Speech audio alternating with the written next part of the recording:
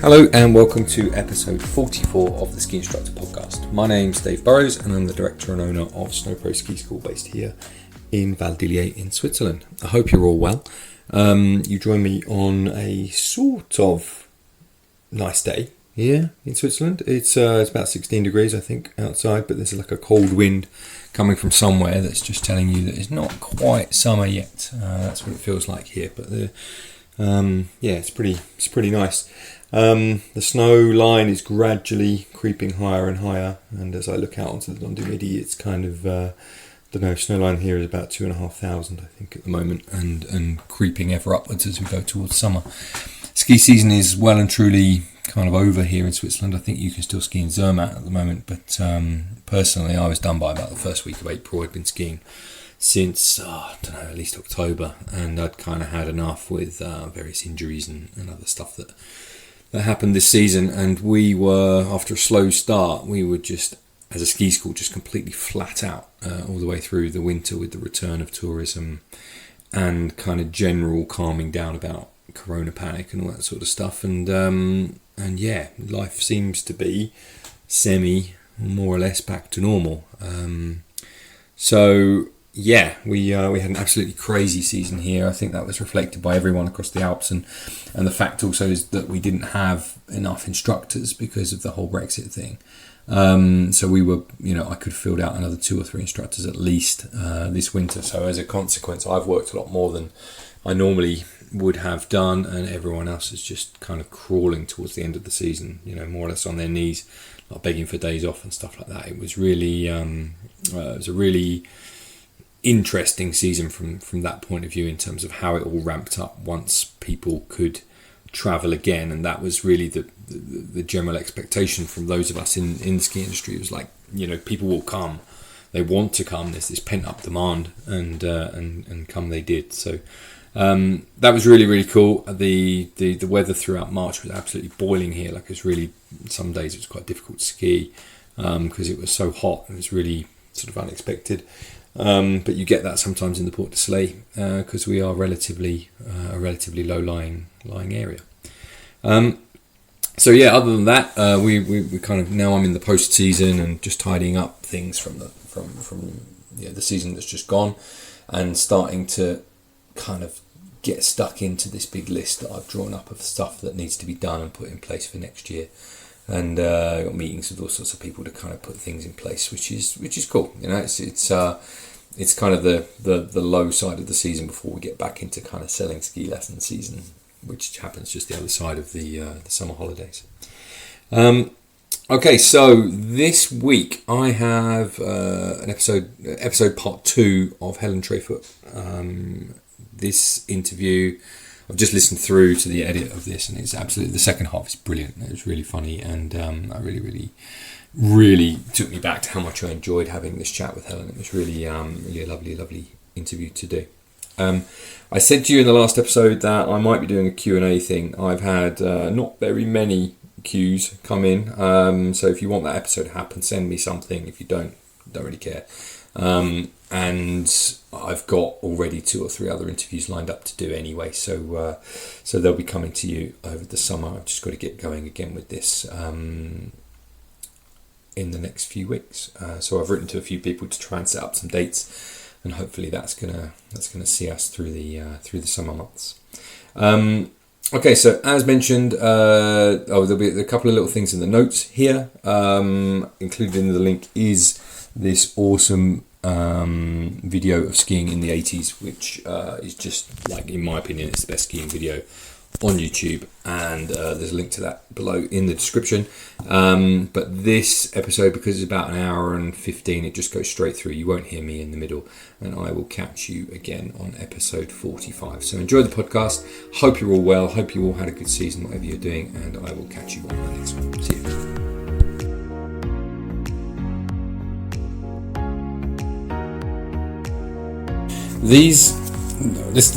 Finally, I'm going to get back to it. The age ranges that we were talking about before, 0 to 5. Well, 0 to 5 is no one's skiing at 0, but like 3 to 5 is that initial age where, like, the head is proportionally heavy, everything moves as like a monoblock. Yeah.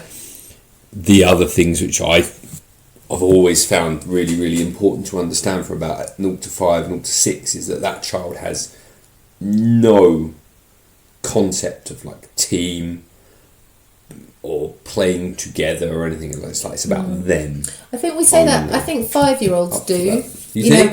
I think they do. They do. In football, I find them to be quite. Do you? They don't want to give the ball away. I've got the ball. Why would I pass it to little Johnny over there? Okay, that's interesting.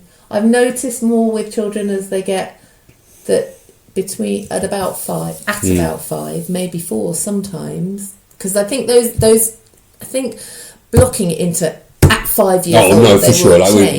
We have to put a label on it. Be careful. We put a label on it, but those markers are very dependent on different children. Yes.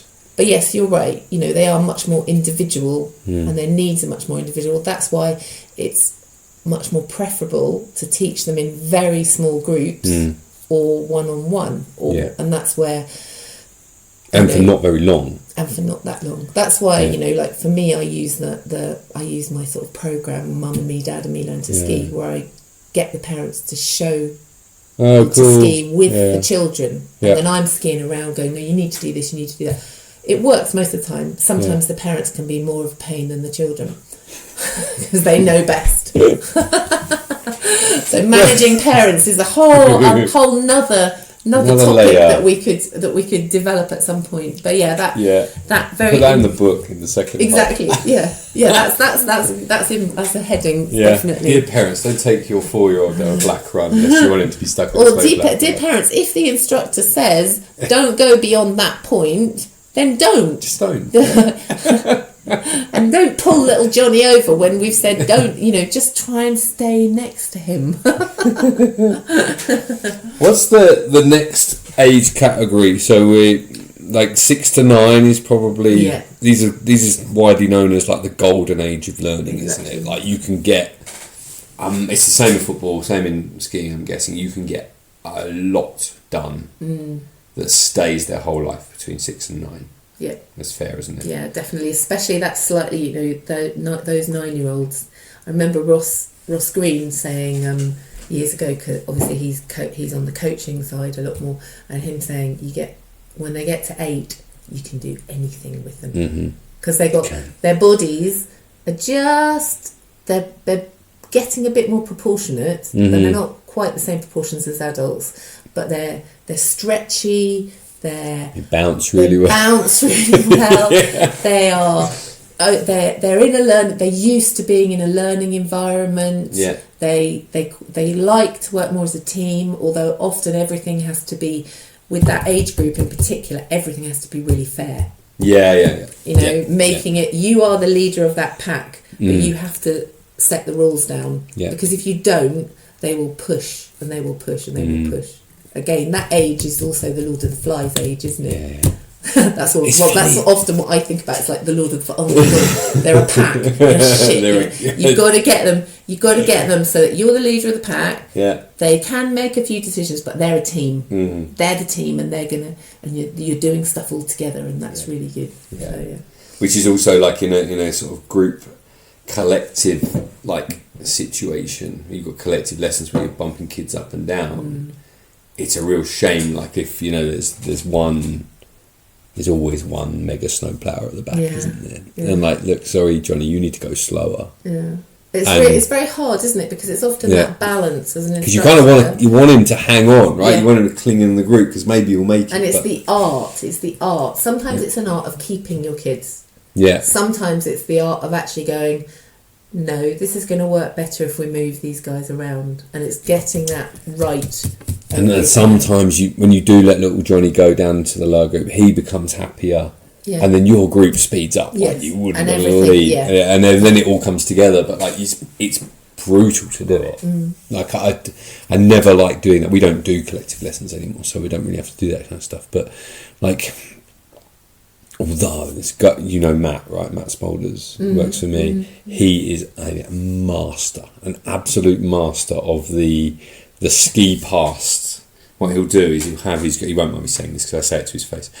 He skis past, he'll sort of ski past, and he'll drop off little Johnny, like this guy, and he just skis up, disappears, like vanishes before you know it. And like, this guy's what just happened here? Now I've got like, you know, a bunch of kids. Yeah. Well, how has this happened? Oh, he's so good at it. It's ridiculous. So yeah, people do turn it into an art, and then you've got the other instructors that are usually like me, who are the ones that like, I've ended up with all of them. Yeah, I've got 12 kids now. Yeah, how did that happen? Yeah. But I did on that kind of keeping them all together, kind of inclusive teaching. There was, I can remember very clearly one time when I had 3 families, and they wanted all the kids to ski together. Yeah. And there was quite a lot of stuff going on with those kids. There was a sort of double dynamic. One dynamic was, you know, the kids being asked by the parents, what did you do then? Oh, yeah. And the kids going, oh, nothing. Yeah. It was boring, you know. And that was a big lesson learnt for me, because what I did the following day was I was like, because it came back to me, and I knew that they were, we just did safety stuff. And I'm like, no, you didn't. We jumped off all sorts of and we were stopping, and it was really icy, and we were learning where to go, and we were learning to follow, and we were learning to, you know, and so after that, I realised what I needed to do was actually coach them at the end of each lesson. I had to review, tell them what they've done. Really fresh in their minds what they did, because that way, when they went back to the parents, they remembered, and it wasn't just like, oh yeah, nothing, didn't do much, don't know. Have you ever had a group turn against you, talking to Lord of the Flies? Have you ever had that? I had a group of girls, right, from Kenya once, and they were like, it was like a scene about a film, it's like Mean Girls or something like that, and like halfway through the week, like one of the girls did something really stupid, and I was like, look, you know, I told her off, which I shouldn't have done. But then after that, the rest of the week, the group was like, they just wouldn't talk to me. I was like, crikey. This is back, like, I didn't know anything then. This was really early on.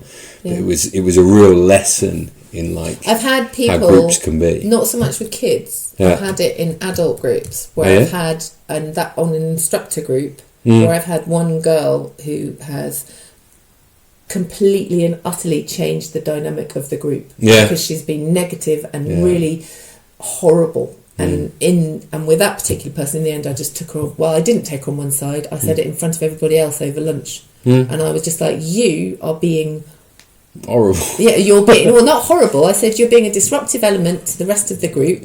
You're undermining me, and you're undermining my professional knowledge, and you either sort yourself out or you can leave, and I will fail you tomorrow unless you sort your head out. But that was quite good, because I had the fail. I probably left it too long as well. Instead of nipping it in the bud sooner, I let it go and tried to ignore it, and worked against this girl who was undermining me all the time. It was horrible. Horrible. Some people are like that though. Really horrible. Yeah. You just get weird people in life. Okay. But I had going back to like managing your groups and managing like a split ability. And it was a long time ago, and I was actually working in Léger. That kind of takes us back down to how I where I started and how I ended up here. But I was working in Léger for BASI, I think anyway, it doesn't matter. And I had this group, and they wanted to stay together, and they weren't the same level. You know, I had sort of basic parallel skiers and a couple of power ploughers. I kept calling her the littlest hobo. And she was and I just thought, how can it? Because we had to get off the easy peasy slopes, because the other kids were pushing and pushing and pushing, and they kept going, oh, she's left behind, or they would be nice to her and then not nice to her, and it was hard work. I came up with how can I get them from here to there without that kid freezing on that steeper slope, and while making it interesting for everybody. And I just used human slalom.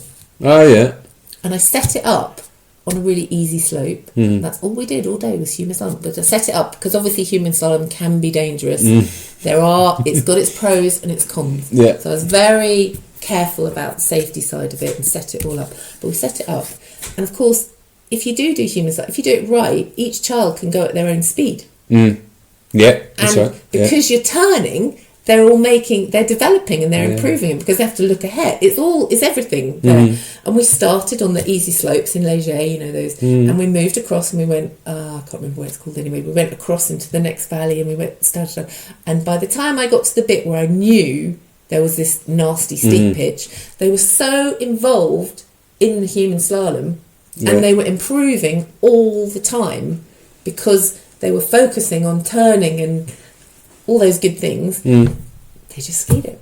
And littlest hobo was amazing by the end. She really developed that day, and then you solved it. Yeah. Oh, that's cool. So that was a really, you know, it's coming up with a really simple tool which will work to keep everybody involved. Yeah. Whereas the alternative would be like, I'll just drop her off. Yeah, drop her off, or you know, slow. have it as a fight, or go really slowly around the mountain and have everybody else get really upset. Yeah. That's one of the things that I have kind of learnt from the years that I've been teaching groups in football and skiing and stuff, is that you've got to focus on, it's just like, it's the reality of teaching, is that you have to focus on the group, the majority of the group. You can't let one person take up all of your time to the detriment of the other. Well, it has to be fair, doesn't it? Yeah, it has to be fair, and that's really important with kids more than anything else, especially that age group that we've just been talking about, but also again as you move into the next age group as well. So the next age group, so you would 10 to 15 to 14? Well, it's about 10 to sort of 12 really, isn't it? It's quite a small phase, I think. Yeah. And certain other things become important at that age. And that's they're a when bit you're more getting, developed physically. Yeah, and you're getting the girl at that age. You're getting the girls are developing much quicker than the boys. Yeah, that 10-year-old bit. That's when the girls, even earlier than that now, but the girls are beginning to change physically, and they are all the way along. Often, I hate to make these sweeping statements, but I think girls are much more chatty, Yeah. much more. You know, boys will just do it and. And all that stuff is becoming more at that age. That girl-boy divide, though, there is much bigger, and those physical changes, because the age group before, that 6 to 9, that's when their bodies are actually pretty similar. Yeah, they're fairly homogenous, aren't they? Yeah. So. And then then like pre-puberty arrives, doesn't it? And then that. All of a sudden it all gets really complicated. Yeah, and you've got the girls that are changing a lot. Yeah. And the boys probably are not changing that much, and some of them are still staying quite little. Obviously, some of them are beginning to grow, but they're just the same. Yeah. And the girls are becoming much more complicated. Yeah. In every way, physically, emotionally, and socially. For sure, and they come to regard the boys as like a little bit like rubbish, because they're the not separation. It's real separation, but they kind of want them. The girls are more emotionally, maybe a little bit more emotionally mature in some ways, and they're still looking at boys as potential boyfriends, or silly. Yeah. So probably, Yeah. You know, it's the two things, isn't it? Yeah. That boys are a bit of a pain, but you know, when I'm older, they're going to be, you know, such and such a pop star or whatever is. This is the kind of female perspective we need on this podcast. Like, I never really considered this. And then what do we consider everyone post 12, like teenage years, and then but then that's your early I think you've got early teens. You've then got early late teens, haven't teens. you? If you really break it down, I mean, in the books it's all just teenagers, and we lump them all together. But that's, you know, when you put a 13-year-old boy and an 18-year-old girl or a 17-year-old girl, that is huge difference. Huge difference. Yeah, because post-puberty you've also got a whole bunch of kind of extra. You can't ignore this, despite all the claims of the people who talk about equality all the time. Like, physically, boys become very, very strong post-puberty, and you know, are immensely strong compared to girls, even of much absolutely older ages. I mean, my daughter's now 16 and she is incredibly strong. You know, she's at school in Chamonix, she's doing climbing, she's done gymnastics all her life, she swims, everything, you know, she loves it all, and she's really strong, frighteningly strong. And she said to me the other day, she said, "Mum, I've just realised I'm just not as strong as the boys in my group." Well. So, and that's a kid that is super. Yeah. So, and if she's noticing the physical differences, they are. Yeah, we don't like to say it. We think, it's just, our bodies are different shapes. And essentially designed for different things. Exactly. Like, you can't escape that as humans, right? It's just how it is. Yeah. And it's how it always will be. Yeah. And there's a whole bunch of stuff, by the way, that women are much better at than men could ever be. And, like, that's all right. Mm-hmm. It's all right, It's... Yeah. I think, as a gross generalisation, in sort of ordinary ski lessons, I'm not talking about elite skiing, then girls often are less like to get the technique right, and boys, and so we'll ski a little bit more slowly and then get faster, and boys will just go for it and fall over and go for it and fall over, and that is it is a gross generalisation, but that is what happens. Yeah, I agree. And that's what I've seen. Yeah, for sure. And what's interesting about that is that if you have had girls who have gone through like their teenage years doing that thing, I've known some very, very kind of timid skiers, but are technically good, but don't really like going very fast. But and lately I have seen this with a couple of girls that I know. That they have arrived at like sort of full womanhood, I suppose, 18 or whatever, and they ski beautifully and powerfully and stylishly, and you're like, wow, okay, it just took a little bit longer to arrive, and they weren't just bluffing like you see with a lot of teenage boys who are just like masking lesser skill with power. Like it is sad though that that girls are still coming through, and they hit that age, 12, and they stop wanting to push themselves, and they are. Why is that? They are more interested in. They do lose interest in that sort of personal performance side of things. They're more interested in social things. So how can we harness that as instructors? I don't know, because I think it's a whole. I know that BASI have talked about how can we get more women into the ski business. I think that's it's just the divide. When they do I think it's the divide. I don't think. Amelie said to me 2 years ago during lockdown, she's like, and that was really interesting because at the start of lockdown she was on 1 week on, 1 week off, and she was 14, 15. And she was like, Mum, all the boys are kind of, once people were allowed out a little bit more, the group of boys that were the same age as her were going off as a little gang and creating paths in the woods, to do their mountain biking, or they're going out hiking with they're taking their skis and they're building jumps and they're doing stuff. And Amy's like, I really want to go and do that, but none of my girlfriends want to do that. They don't. They just don't want to. No. They want to. You're different. Do other things. They want to go down. They want to go down to the lake and chat with each other. Yeah. And take pictures and Now, do you think that that's because that's how girls are, or do you think that is something that society has kind of imposed on them in some way? I don't know. So I think it's just how they are.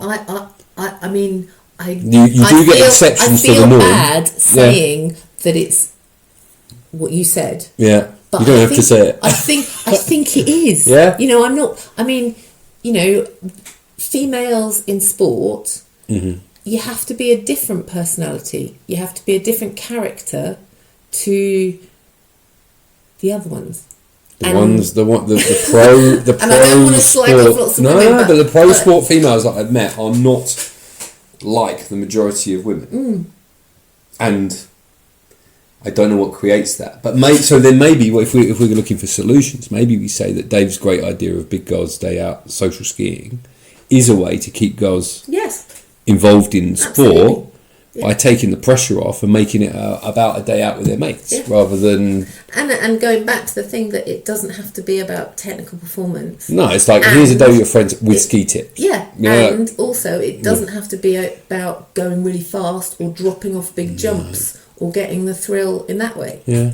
You can have it, and it's okay to have those people, those girls doing that and the boys doing that. That's okay. It's fine. And that's okay. I think that it's like, it's not allowed to be okay anymore. But it is okay. It's what we are different. I think it's okay to be different as well, because that's what attracts us to each other, isn't it? You know, that's why boys are intrigued by girls. That's why girls are intrigued by boys. That's why we'll get divorced. As well, because we don't understand each other. No, a bit of that. But they're driven deep down probably by quite different things, and that's what makes. God, I can get. No, I think you're right. It's what makes us interesting to each other, isn't it? Yeah, I think so. It's I think women are wonderful, but impossible to understand. But you just accept that as part of life. Yeah. I imagine it's the same on the other. Why don't you understand us? Why don't they go with us? I'm not a mind reader, and it starts way back. And I agree. I'm not sure. I don't think it's socialisation. I think we're just born. We are different, and that's not to say that you might get some men who are more. Yeah, quite right. Yeah. Female, and some females that are more. Yeah. Male. Yeah. You know, and that, but not. They can be more male just in their outlook or how they're driven to do something. We've all met people like that's that. That's okay. You know, and maybe that's maybe there's a certain amount of females in sport are why are we like this? Because we just, I don't know, why are we like this? Why are we more determined? Because that's a determined personality. That's, I don't know. It doesn't make it wrong, does it? No. It's just how it is.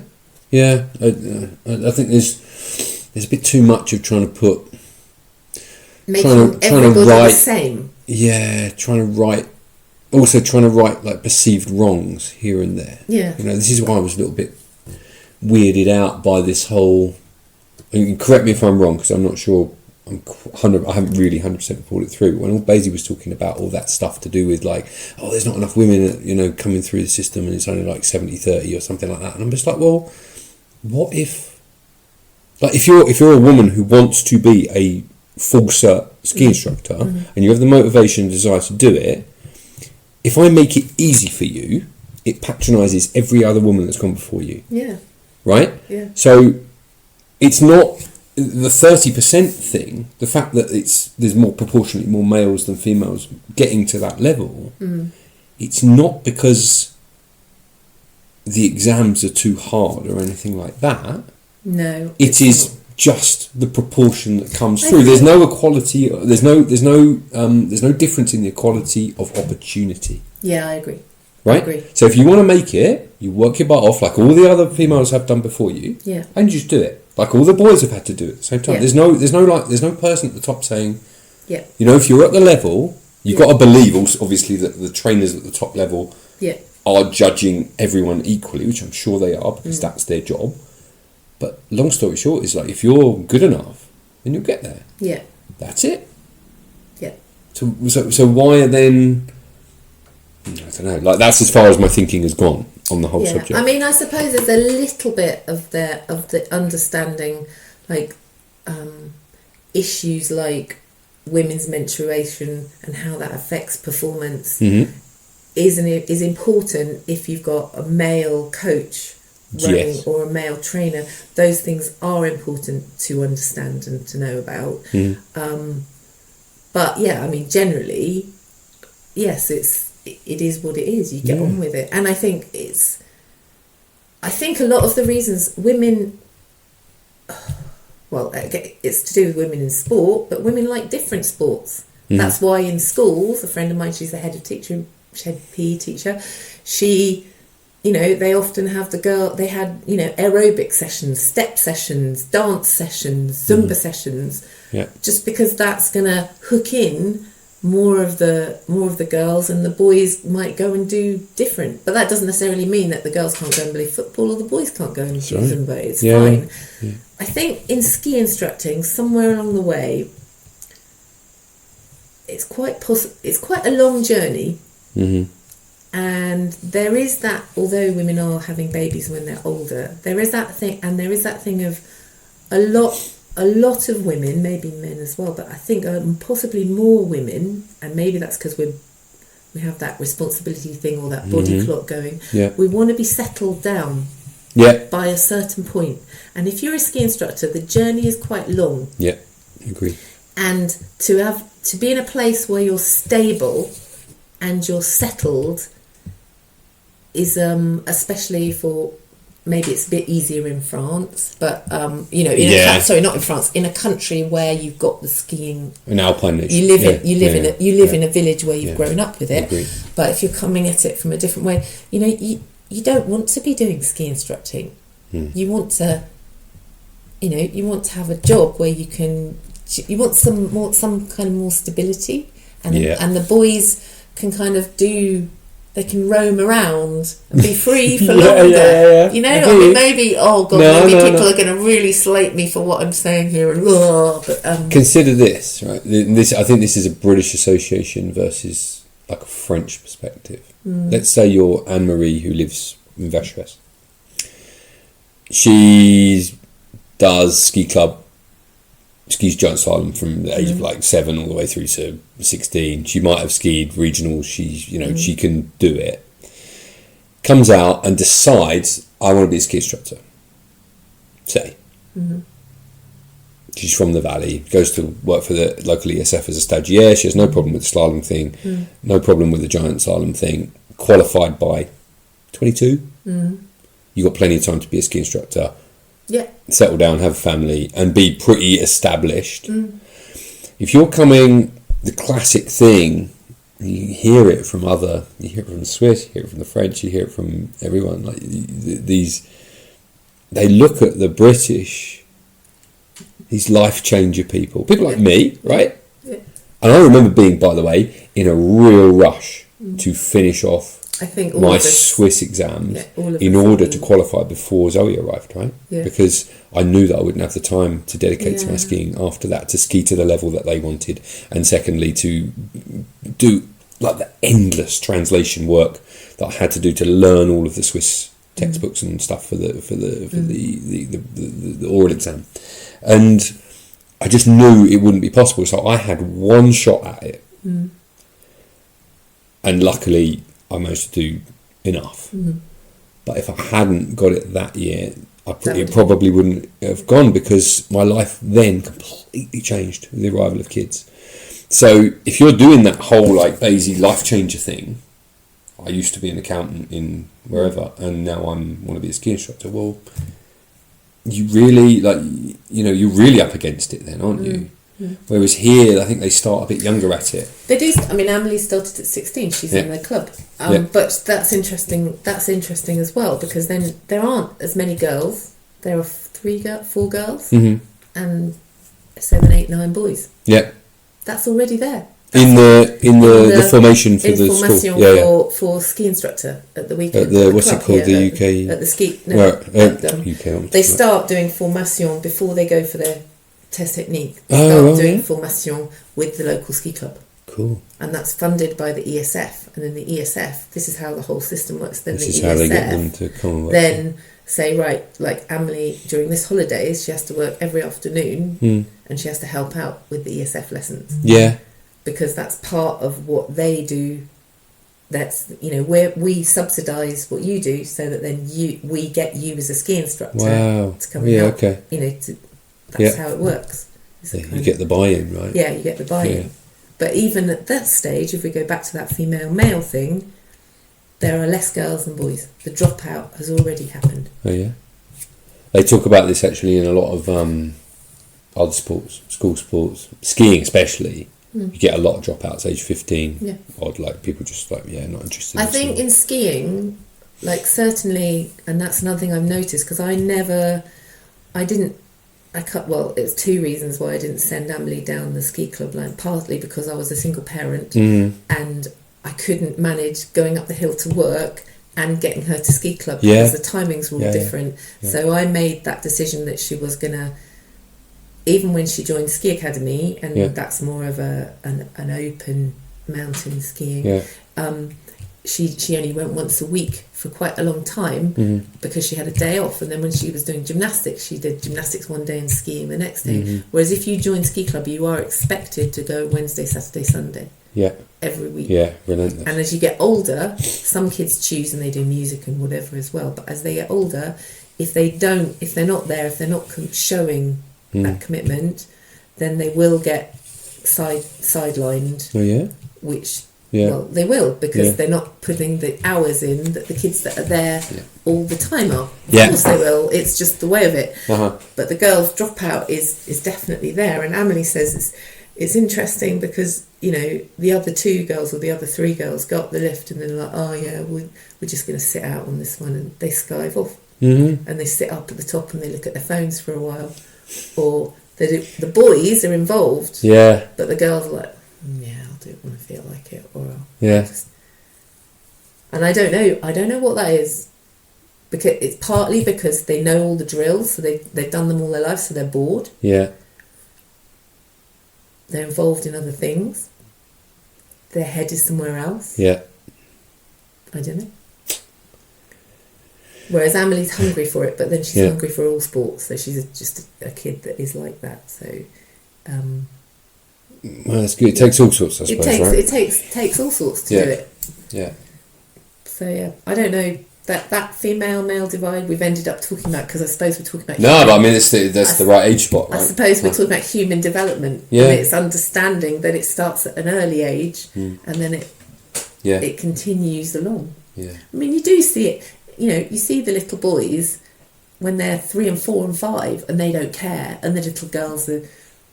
being little girls, and that's not because they've been met. That's not, nobody's told them to be like that. No, well, this is what I'm going to say. They just are. They just are. And like, so Zoe does ballet, right? And no one really, we didn't push her in that direction. She just likes that stuff. Yeah, you know, like I've tried to show her stuff that is more like what you might describe as masculine. Not interested at all. Lately she's going through a phase of like building stuff, which is cute. Like she's like building houses and designing things and that stuff. But it's only because she's getting to cover everything with like glitter and like sparkly paint and stuff. Like, well, if all of this was blue, like you wouldn't be interested in it. Yeah. Like, oh, it's bizarre. Yeah. And it's not, and we have not cultivated this. Yeah. Like it's just like we have said, well, we will just follow whatever direction that you know her interest takes her in.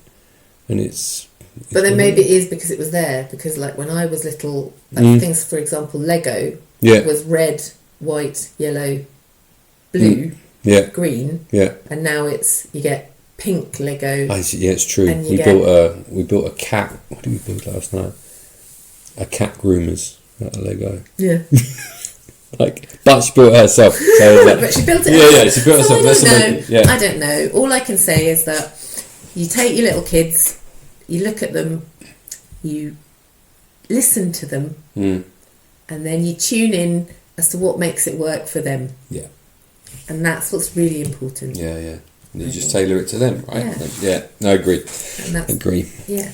And that's what it comes down to. And the best thing in the world about teaching a group of children all the way up to teenagers is when you get them right in the palm of your hand. When whatever you found the keys which mean that they trust you and you trust them, and you can take them anywhere, and you see them just getting better because of where you're taking them, and that is the most inspirational thing. And that's when people say to me, which do you prefer teaching, children or adults? And that's when I probably say, after all these years fighting that, no, I'm going to teach adults. I'm an adult. I'm going to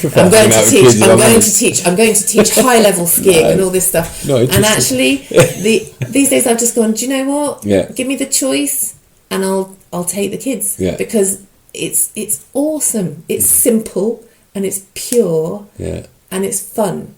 give me a kid between 6 and 9 any days of the week, and I will go for it. Yeah. You wouldn't believe. Yeah, it's lovely. Even if you get a kid that's nervous, or that you find those keys that unlock them, and they get better. Yeah. And with adult holiday makers, you can. I mean, we can all do it. We can find the keys that unlock them. We know we know how to help them, and we can give them stuff, and they can have fun, and they can explore the mountains. But they're not going to get that much better. They're not going to get, they're coming for a week, a year, and they don't really want to. They've got an idea in their head that they want to, look amazing or whatever it is. But actually, they just want to enjoy it and have a bit of, But you're coaching them round the hill and being nice to them, and that's as far as it'll go. Next year they'll come back, and you'll probably do the same things with them. And then it's kind of inevitable, isn't it? You ski 1 week a year. Yeah. Like you can only get so much better. I think the focus, like if you're coming as a tourist, surely it's like, welcome to my region, welcome to where I live. Like, here's all the stuff. I want to make skiing. I want to identify quickly on your first or second day the thing that is going to give you the most benefit for the least amount of effort, and so that you can enjoy the rest of your time. And so while we're at it, let's see if we can make it less effort to ski. So you don't spend the whole week burning thighs. Because that's like a gift. It's like, there you go. It's literally as easy. Stand up, balance above your feet, point your feet where you want to go. It's not for some people. I'm not saying everyone, but I remember Jason Shutt told me this a long time ago. He was like, he had reduced. He was an instructor, but he used to shred the mountain quite well, and he said he's just balance, point your feet where you want to go. Absolutely, balance. It's like, actually. That's it, balance, point your feet where you want to go. Everything else is just your body sorting itself out in order to be able to do that. Or dealing with the equipment that you're on. No, I agree. Let's draw a line under that bit. I would love to know, because I've been going a long time already. There's a beautiful sunset, by the way, over Lake Geneva. Just looking at it, it's absolutely, or Lac Le Mans, you call it from this side, don't you? I suppose we call it Lac Le Mans. From this side, it's beautiful. Look at that. All the ski instructors that I visit will have nice houses. They always have a view. The view is the key. I didn't realise that in Switzerland they call it Lake Geneva. I thought it was always known as Lac Le Mans. Well, I don't know. I'm just calling it the Anglophone name. Yeah. It probably is called that. It's a pretty good spot. It's not. You work with the crowd at QandA Ski Academy. Ski Academy, yeah. Based in Langer. They're not based in Langer anymore. Oh, they moved? We kind of go up to mainly ski out of Pré-la-Joux. Oh, yeah? Now, and that is a big part to do with terrain. Oh yeah, and having appropriate terrain for the children that we have. Ski Academy's grown. We've got a lot of younger children. Well, I saw this. This is why I want to talk to you, because I was in Crozet start of the season, and I saw 2 or 3. It's lovely to see French instructors over on the Swiss side again. By the way, like. In previous years, like, oh, these French guys do it over here. But now I'm like, every French guy I see, I'm like, yeah, welcome back. It's so cool. It's brilliant. Like, they haven't shut you down. And I saw like 2 different outfits, like different clubs and stuff. I was like, wow, those guys are really like taking it to the next level. So you work with those guys. Like, what's it like working with the Frenchies? It's something that I always aspired to do. Okay. So I came here. And you've done the whole British I've done all the British stuff. Yeah. I've worked all over the world. I've done American qualifications. I've, whatever. And I've always tried, I wanted to be part of it and not be separate. Mm-hmm. And so it was a big thing. And basically I think what it was I used to always say hello to Johan and some of the, and then I sort of said to him about my idea about, having something for the really small local children, and I wanted to integrate that into Ski Academy if it was possible. And he was like, yeah, sure. So the first year it was kids that I'd organised. Uh-huh. And I organised them a little cover for their helmets and stuff like that. I did it all. Yeah. And then I sort of said to him about my idea about, having something for the really small local children, and I wanted to integrate that into then since then it's sort of grown, and a year after the first year, Johan sort of said to me, "Oh, do you maybe want to wear our uniform as well?" And I actually found that a real honour. To be a part of, to be asked to be a part of a group of they're a group of local guys, aren't they? Yeah, but that's a big deal, right? And I do feel that it's an honour to be a part of that team. And we have our differences from time to time, and ski school doesn't. But exactly. But I really like being a part of their world, and I'm definitely not, because I have my own clients as well. So I have my little group, and I could have had more work, but I've got enough with my own private work.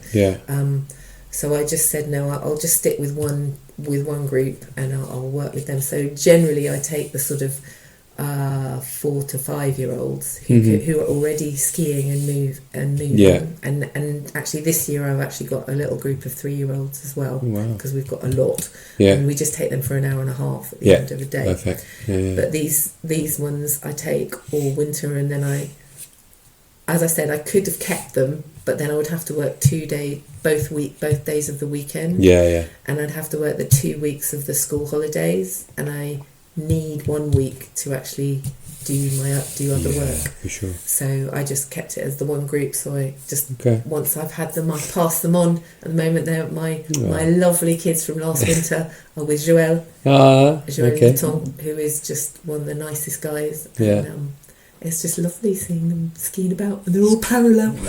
Yes, they're amazing. Do they like my lovely? So working within that structure, do they do? I mean, how is it over here? Do they do like pre-season training for, or is it just like everyone comes together? Well, from what I mean, we get together and we have a bit of a ski, but mainly it's about lunch. It's so stereotypical. And I think the more I thought, like years and years and years ago, when I was working a lot with BASI, I went to an ISIA meeting. And I had a real kind of a light bulb moment about how it all works. And I was up there, and I was, the girl, and I was, female trainer sent by BASI to go and talk to them. And they were all and I did open my mouth to speak, and they didn't really listen to me. And I thought, okay. And it was to do with the fact that I was British as well as a female. And then we sort of skied about a bit, and then we went and had lunch. And then we skied about a bit more in the afternoon, and then we had dinner, and then we had, appels, and we had whatever dégustif, and that, and actually then I thought, okay, so actually maybe English speaking ski instructors like to talk about skiing a lot, and like to do as the Swiss director of the Swiss said to me once, they do the Swiss Germans, not the others, but the Swiss Germans do Techniksprach, but everybody else, it's really you've skied all your life. You've skied all your life. You got the badge. You've got the badge. You do the job. You don't need to talk about the technicalities of skiing or how to organise it or what it is to balance on a ski. You don't need to talk about that. You ski. You don't even really look at each other. You don't judge each other, because you all accept that you've reached a certain level and that you've passed that level, and so you respect each other for that. This is my feeling anyway. You respect each other for that, so that doesn't matter anymore. You just go and have a ski, and that's really nice, and then you have lunch or a coffee. I've noticed that in Switzerland. Like if you ski around with your badge, your brevet badge, because with respect to my Swiss colleagues, they love to tell you what you're doing wrong if you're doing something wrong. But the minute they notice that little badge, like they leave you well alone. I guess that's something to do with it, right? It's just once they have an understanding. What do they do with the lesser qualified? Is it? Do you form instructors? We are a group of independent instructors who work together under an umbrella. So we're not like logo. We're not like the ESI. We're not we're not an international ski. So you don't train. You don't have a formation process for young instructors. Okay. Well, that would explain it. Okay. So yeah, but it seems to be that's what it is in the mountains. That's what the Alpine nations do. They just respect each other. Yeah, I like that. I think it's good. Like once you've got it, like, just leave you alone, right? Yeah. But I mean, like you, it doesn't mean that you don't stop learning or developing or whatever. But yeah, there's just a respect, and I think the English-speaking nations are a bit judgmental. It's our nature to be judgmental of each other. That thing where a whole group of us, I'm going to put us, stand at the top of the slope and everyone's like, who's going to go first? Oh, and then it's like, well, the sheep's shit. What's and if it's a good run, that everyone goes, and it's just, I think it's British nature. I think it's our nature. I think it's what we do in anything. I don't think it's just skiing. It's just that, well, in skiing, day riding's coming along, and we've had other people in the past. We have to give them due credit to Alan Baxter and whatever and a lot of other people who've come through. We have this chip on our shoulder that we've never achieved, that we don't, we invented alpine racing, but we don't have any medals. We haven't. You've got one, but it's just like, so we only have this respect if you're a racer, if you come from a racing background, and that's really important. And actually, it's, get the level and just respect each other and be happy. And certainly when I was in the States, I mean, the States, they can be judgmental about each other's skiing, but they are. I spent some time working over there, and when I came back and did BASI courses, I think I brought the energy that I loved about the Americans and the Canadians, and about how positive they are. They're a bit over positive. We're over negative, and they are a bit over. Oh man, you're awesome! That's so cool. That's so great. But at the same time, that positivity is really good. That's a great idea for steering the skis. That's fantastic. Oh, I love that little exercise that you did. And the British will go, or we'll kind of go, and then we'll nick it, and then we'll go and do it. We'll pass it off. But it's a bit like, I genuinely think it's the nature of the beast. It is like, because there's two things come out of that. Like, one, we've just had an influx for some reason. A lot of our clients are the guys who live on the other side of that bit of lake, so they're kind of corporate types who come here, and we've had a big load of Americans lately. American families like new to the region, and they are just a pleasure to deal with. Yeah, they're so positive about everything. Like, unless you're on the wrong side. Well, yeah, maybe, but like, we're lucky we don't do that much. But God, that sunset's amazing there, isn't it? But like,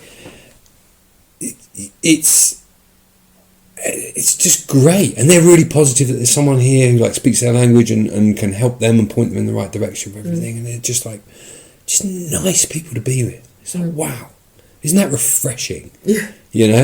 And then I find myself slipping in. So I'm good mates with Phil Brown. We ride motorbikes together, and sometimes when we meet up, it's hilarious because we slip back into that, both from a similar area of London. We both North London. We both slip into that kind of old bit. There's always like a half hour where we're like, just slagging him off. Oh, he's an idiot. And that guy, and like, I know that guy. He's a knob. It's just like, why are we doing this? I know. But you can't help it. It's cultural. It's a cultural British thing, and that's what we do. When you're amongst mates, you're like, that guy over there. Yeah. It's awful. And it just feeds through into our skiing the same as it feeds, it is that. And maybe the setup, right, the same way that they do this sort of BASI shootout for the exams. It's like, you've got to ski down to the guy on the last day and he tells you whether you passed or you failed. It's like, can we do it like the Swiss do? And just like they score you and then they send you the results in the post 2 weeks later. The French tell you though. They do face to face. Make you put numbers on. Yeah, well that's okay. This is anonymous. True. Like, you're not kind of worried about your relationship with the trainer all week. It is quite brutal. You're a number. Canadians do that too, I think. I don't know. There's a lot of. I think it comes down to that paradigm thing that we expect, even though somebody speaks a different language, we expect them to be the same, Yeah. but they're not. No. And I suppose that's a continual learning curve for me, to be working with French guys. Yeah, yeah. And they don't think about stuff the same way. They don't think about things in the same way Same as I do. Yeah. But that's okay. Yeah. I have to learn. I learn from that, and I like that. Sometimes I find it really frustrating. Sometimes I sometimes think that I've lost a bit in translation, or I'm a little bit behind. But that's my language skills that I am trying to continually upgrade. Yeah. But yeah, it's a cultural difference. And the one thing that really gets me about the francophone world is like the concept of client service is on its head. Yeah. It's like, I'm here, I'm waiting for you over there, you need to telephone me to ask me for a ski lesson. Whereas in the Anglophone world, it's like, hey Helen, come on, let's go ski. Yeah. Let's go. Yeah. You can give me some money for it, but we'll have a great time. Yeah. Come on. Yeah. And they're like, they've got the little board outside, and like, I'm like mind blown to try and get anyone to come to my house and like do something. It's like you have to chase that guy to come to your house. Yeah. You couldn't imagine that happening in London. It's funny here, but I mean, Bizarre. even when I first moved here, I thought I would be able to create a little toddler group, and we'd have a mixture of local people, and whatever. It didn't happen. No. It didn't happen. And even now, I've got some quite good French friends. Yeah. And my French friends are lovely, but they don't pop round for a cup of tea. No. And they don't phone me up and say, well, they do. The odd friend, my hairdresser, she's phoned me up a few times and said, do you want to go and climb up this mountain with me? And I'm like, yeah, I really do. Yes. But, quite often it's just they are in their world and we're in our world, and then we come together, and that's okay, but it's not, it's still, it's different, and it's just different cultures. And here, especially in these valleys, people are still very much family.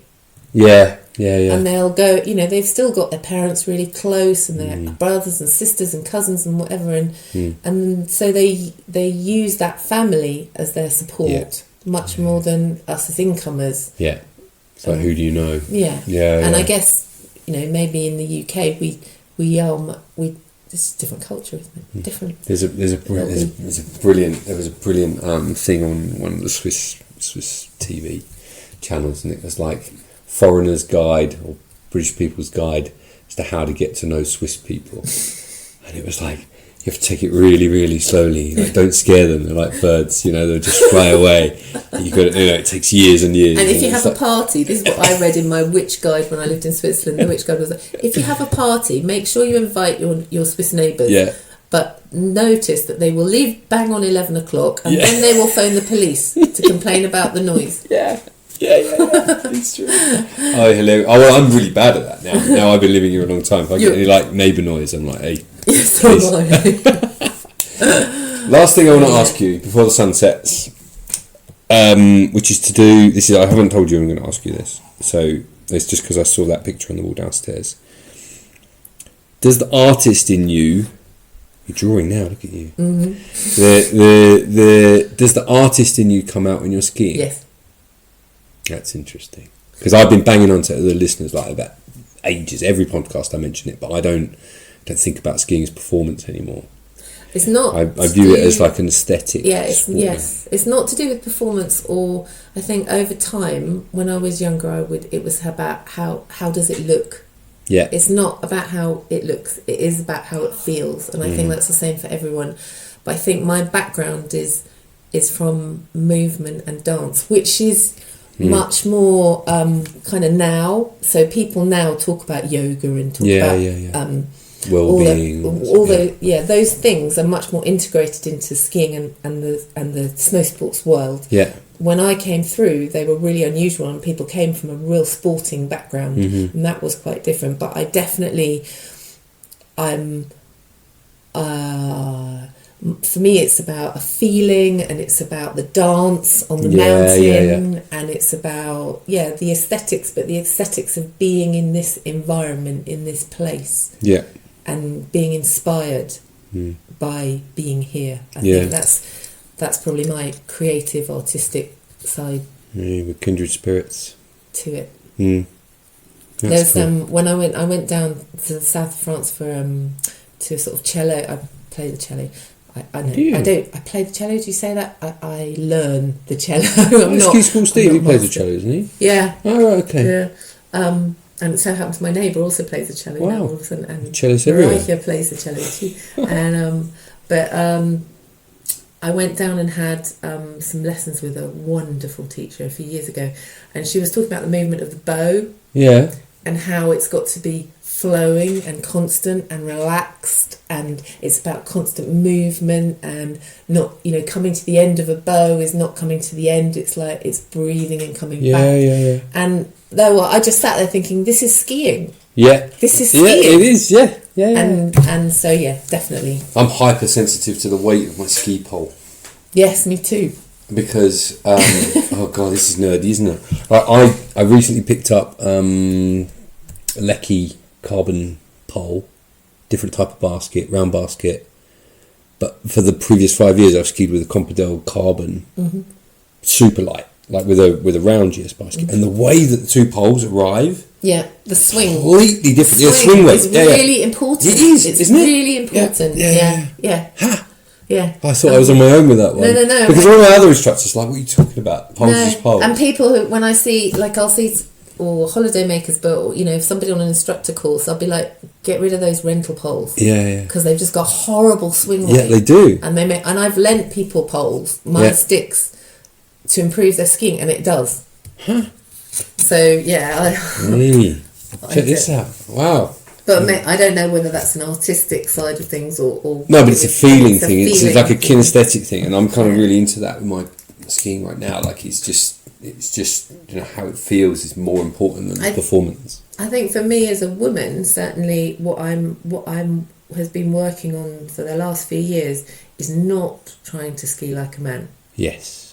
And part of that is not. I'm not saying that they do that. Yeah. It's my perception of being muscular and setting off and going, clicking my poles and then going, ugh. And what I do when I do that is I stick my chin out, which is big enough as it is.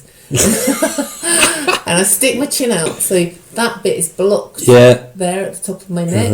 And then I'm doing this, so I'm locked and I'm not balancing right. No.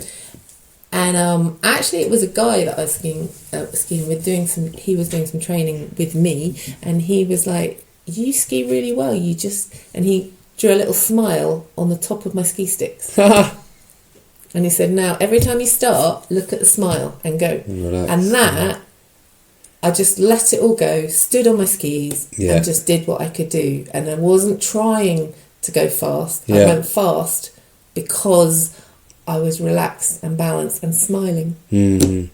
Nice. You've got to have a certain skeletal strength, but your muscles have to be relaxed to allow. You have to be in balance. Yeah, to allow you to balance, right? Like some of the greatest skiing, the skiing that I've skied on YouTube recently was like. It does link in because you can. Sorry, this is me jumping tangents in my head, but I was watching last night. I know I'm going to link to it in the video, like the 80s YouTube skiing video, best one ever. But it's some of those old Austrian guys, I can't remember what the name is now. But it's from the 80s or 90s, but they're so fluid. Yeah. And so loose. That lovely softness. Yeah, they're sort of reaching and feeling for the snow. Yeah. Before, not this racer thing. It's get on top of the boot, the top of the turn, and and go as fast as you can in a straight line. No, fuck that. What? I think it's different. I think it's let's send the skis out there and wait. Let's just wait for them to hook up, balance on top of that, or balance against that. Yeah. Then let it do its thing. Then you can start to work with whatever the snow is giving you. You can't just do the same movement every single time. Just robot after that. What's the point? Yeah. I don't know. All right. That's the dance, isn't it? I think so. The dance. I think so. I think it's been like that for a long time, and I think people who get to a certain point in their skiing, that's why you do it. You transcend it almost. Yeah, and that's why I was saying, I suppose going back to skiing with the Ski Academy guys, it's all about going to lunch. Yeah. The skiing is the wonderful thing that you enjoy. Yeah. And you do a few runs, and then that's good. Let's then go. we go for lunch. Yeah. And that's fantastic. That's it. Doesn't have to be about No. and all I that couldn't stuff. agree more. Thank you very much for your time. My pleasure. Where can everyone who comes on here plugs themselves? So if people are coming to Chatel and they want to ski with you, where can they find you? How do they get in touch with you? How do they get in touch with me?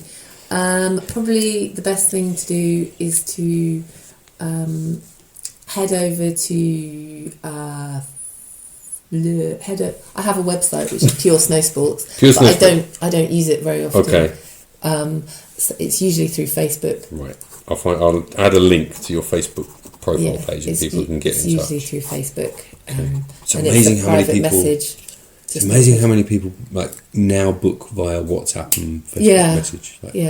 It's crazy. It does get a bit confusing when people contact you on WhatsApp and they're chatting and you're like, can you please send me an email about this, because I've got, and this is probably why I'm sitting here with this great big pile of stuff, because people are on WhatsApp and then they're on Messenger and I'm trying to pull it all together on my email. And there's a lot of inquiries on this table, that's for sure.